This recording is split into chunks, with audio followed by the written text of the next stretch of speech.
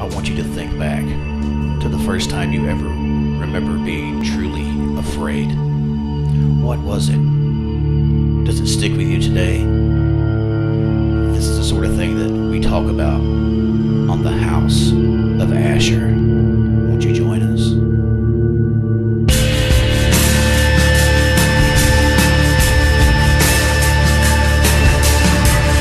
The House of Asher, a clearinghouse for the mind.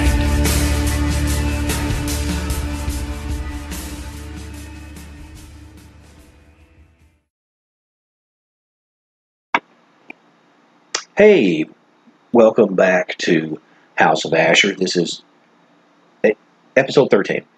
I pause and bounce on that because I've had a few small little segments here and there talking about whatnot, but this is number 13 official.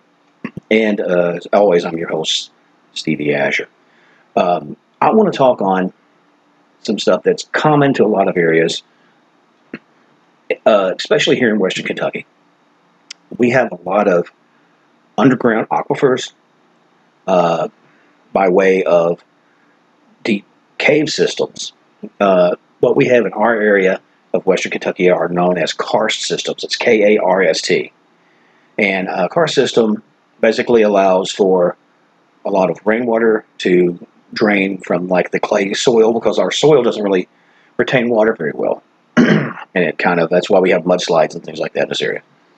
Well, one of the things about that system, because it is underground, it's fresh water, fresh, various things, seafood, salamanders, different fish, minnows, whatnot. It's temperature controlled. That means winter and summer, whatever, the temperature stays roughly about the same. It usually doesn't freeze up. So this is ideal for certain creatures that live and thrive in total darkness, or can live or have modified their bodies enough, be it, so many generations, their descendants will be albino, possibly blind. Some things have even developed bioluminescence, to cope with the total darkness of a cave system. All you have to do is talk to a coal miner or somebody who does anything underground for an extended amount of time. You turn your electrical lights off, you turn the machines off, and you're in a tomb. I mean, there's a reason that stuff like Lord of the Rings and all that would use the element of a cave to emote such fear in people. I know I'm pretty claustrophobic. I don't think I want any part of a deep cave. Obviously, this part of Western Kentucky is like the fingers of the Mammoth Cave system, which is, anybody that knows anything about that, it's a vast system. And there's just a plethora of life that live and thrive there. Well, any place like that, that's all by its own, it's a little unearthly, you're going to have stories of strange creatures. You're going to have stories of encounters and sightings and various just quirky happenstances that come, I guess, I'm trying to find the right word for this, that come down to quasi-mystical creatures that people talk about seeing. And I was going to tell you about a few of the things that some people have reported in caves around, not just our area, but other parts of the world. I know there are certain parts in the African Congo, there's a spider, a huge spider-type creature. You think like a camel spider is big. This is like, it's got like 4-foot leg span, the size of like probably like a dachshund or something, just a monster spider. And it's pronounced Jeba Fofai. Pardon me if I'm butchering the language. But basically these creatures are very large. They'll build almost like tunnels, spin like large webs close to the ground. And what they'll do, they'll get in there and they'll wait for birds to run by, rodents, different type of little foraging creatures, possums, whatnot. It's even been reported that antelope, I'm assuming small antelope, wander in there, get bundled up, and they're eaten. They're snack for the beast. And there are other places that have reported this, but especially down in a place like anywhere that has like a 4 foot wide spider, you could assume a lot of a lot of animals can be eaten. There was another thing that I found that was interesting, which touches on stories I've heard about in this area. Something called the ahul. That's a AH0 or OOL, and basically it's a very large, like bat-like cryptid. It's a little different. Some people say there's elements of like owls to them. I don't know if they got like fur as well as sort of the leathery wings. Some people say I guess the faces are slightly different. But all in all, they act, act like you think a bat would act, using sonar and whatnot, going out at night. And this is like in the Okinawa area, or sorry, Indonesia. And we do have bats in this area. Anytime you have a warm year-round cave, you're going to have bats. We've had sightings of very large bats here. We've had signs of all kinds of creatures that live right under here. Some of the stuff that come under here, we have albino crayfish or crawdads, or however you want to pronounce it. We have, a lot of albino minnows. We have different type of slugs, different type of snakes, different types of different creatures living there. We've had some people say, all right, now this is some people, I'm not saying it's what it was, but sightings of reptilian type of entities. I don't know if it's like an ogre type thing, a goblin, which is they're kind of reptilian. But there's a place that ties in with my area called Land Between the Legs. And if you've ever heard of like the LBL monster or the beast of LBL, there's a lot of talk about strange creatures from the land between the rivers, which was the original name of LBL. And there's just a long liturgy of historical conversations with people that report seeing, similar type creatures, variations on a theme of these creatures. And one of the things that was reported were reptilians. The crazy thing is that when you are dealing with something that supposedly is a reptilian, for me, like I said, being a 70s kid, it makes me think of obviously stuff like trolls or like, like the Land Between the, or not Land Between the Lakes, Land of the Lost, where they'd had the slee stacks. Used to scare the hell out of me as a kid. Big-eyed, reptilian, alien-looking, cold-blooded, and then very quiet, clannish, and you fall into a band of those guys, you're screwed, right? But there have been people that have talked about skins, finding some skins that's related to this, and I have hypothesized that obviously snakes and other creatures like that will molt. Some have speculated that it's more than just a regular reptilian cycle, that this is something that these creatures do to adapt to the climate of that area. Some have even said, okay, I'm not saying it, but some have even said that they're acclimating to the way the atmosphere is on Earth. This ties in, of course, with like DUMBs or deep underground military bases. I know there's been several people that have written books talking about the reptilian agenda and how, certain governments, not just the U.S., work in tandem with certain reptilian races. I'm not saying all reptilians, because obviously some probably aren't warlike, and if so, they probably won't talk to us because, we like guns and we like all this and that. And they'd say, hey, if you do this for us and you give us this little area and we'll do whatever, we'll give you a little bit of technology and you're going to rule the world. You're going to be the top dog.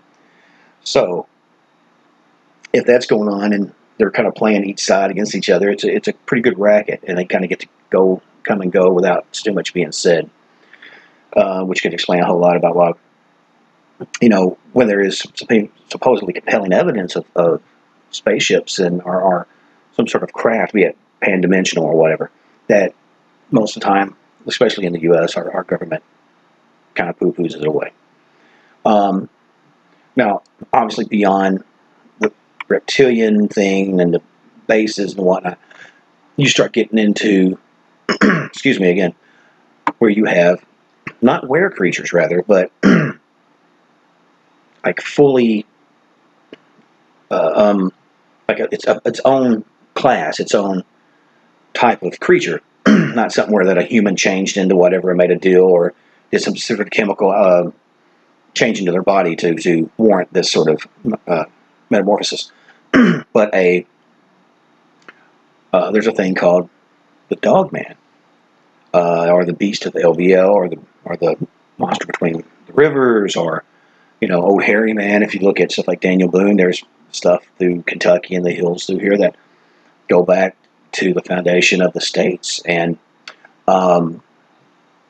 just for those who aren't very familiar with what a dog man is, okay, like a werewolf would be a person who did whatever reason, and at times they become this creature. Okay, these other things are creatures that were never human, and generally these are described as brownish, reddish to brownish, 7 foot plus tall bipedal canines.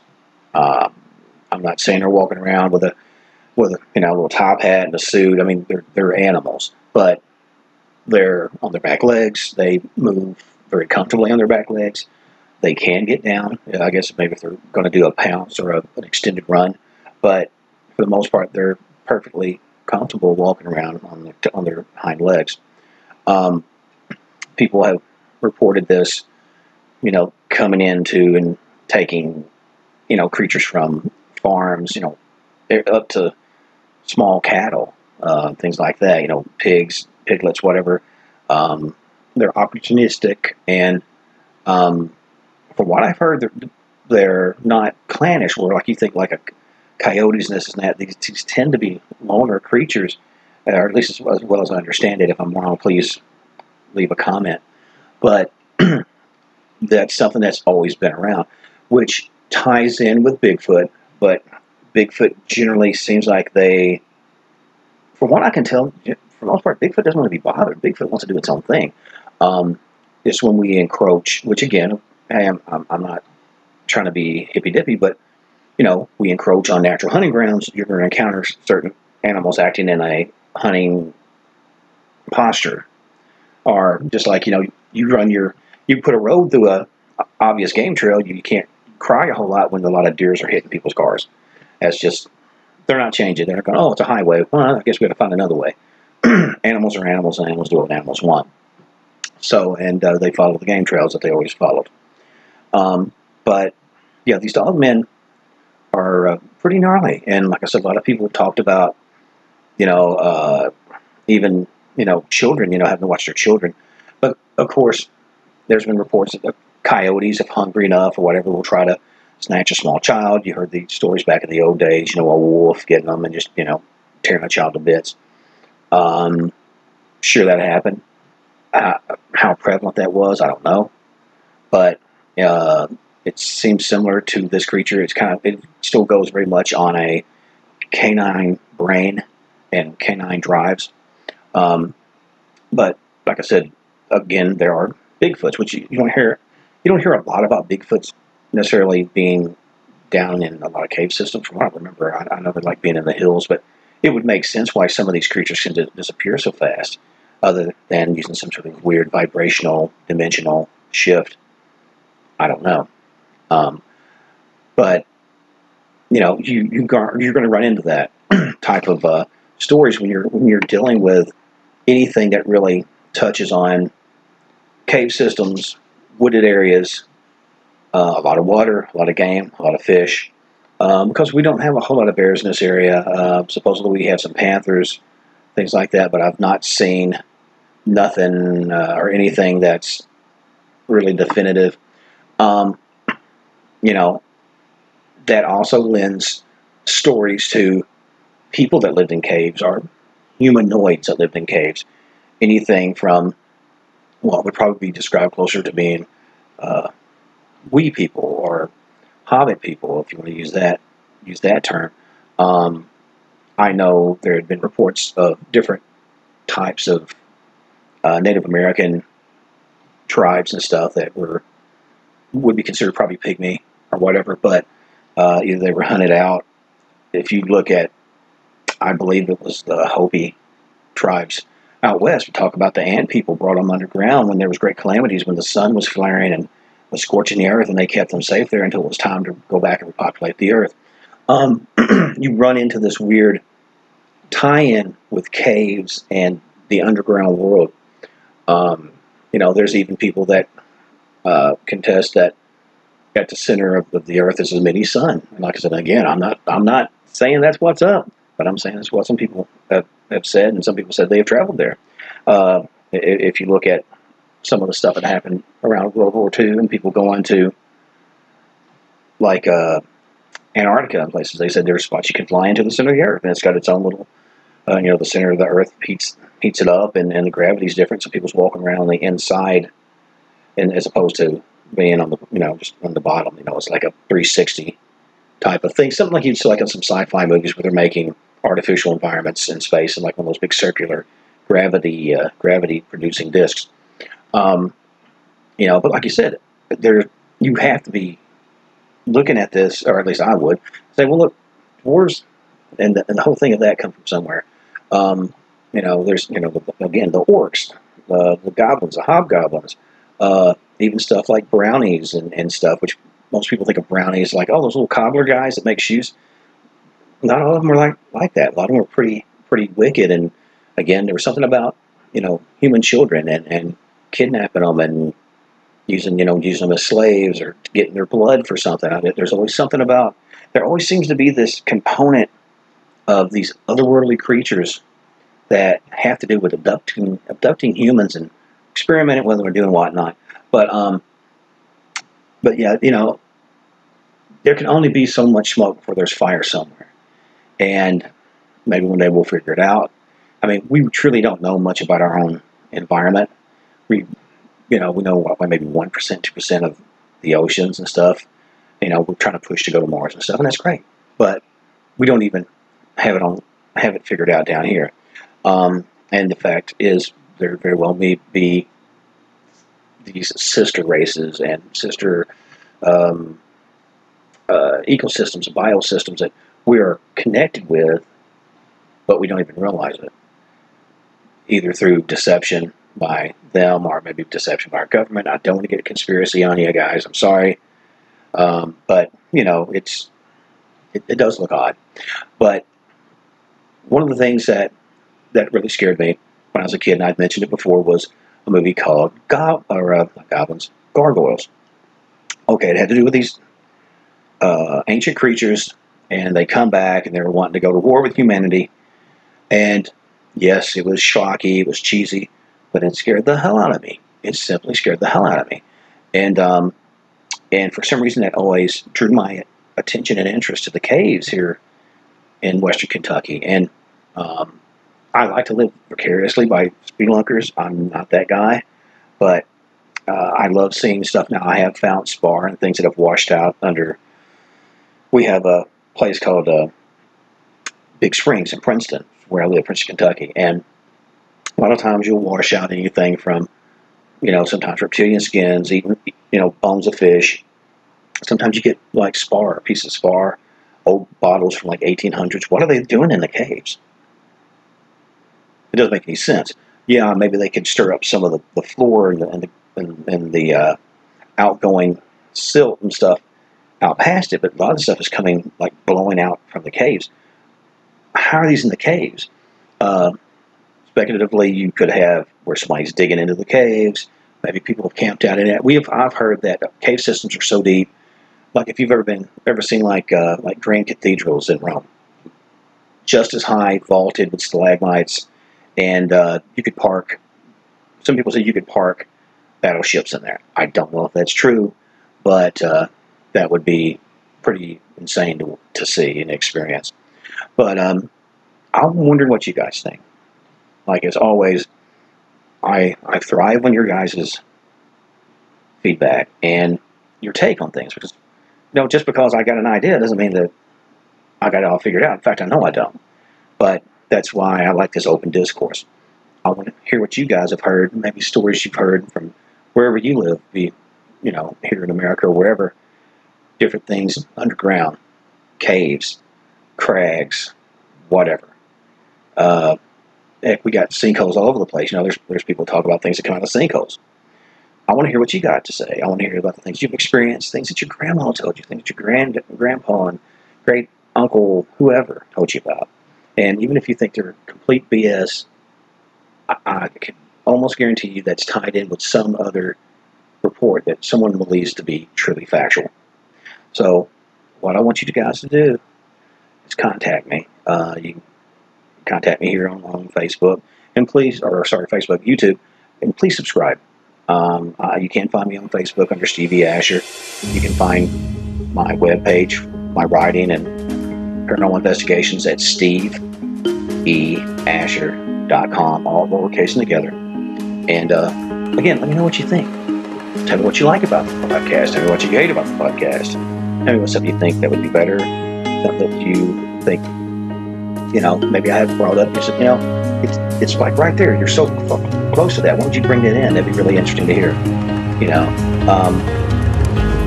But what I want you to do as the day is getting long now, and as night approaches, I want you to make sure to lock your doors, check your closet, get a little peek under your bed, might be a sleeve stacker,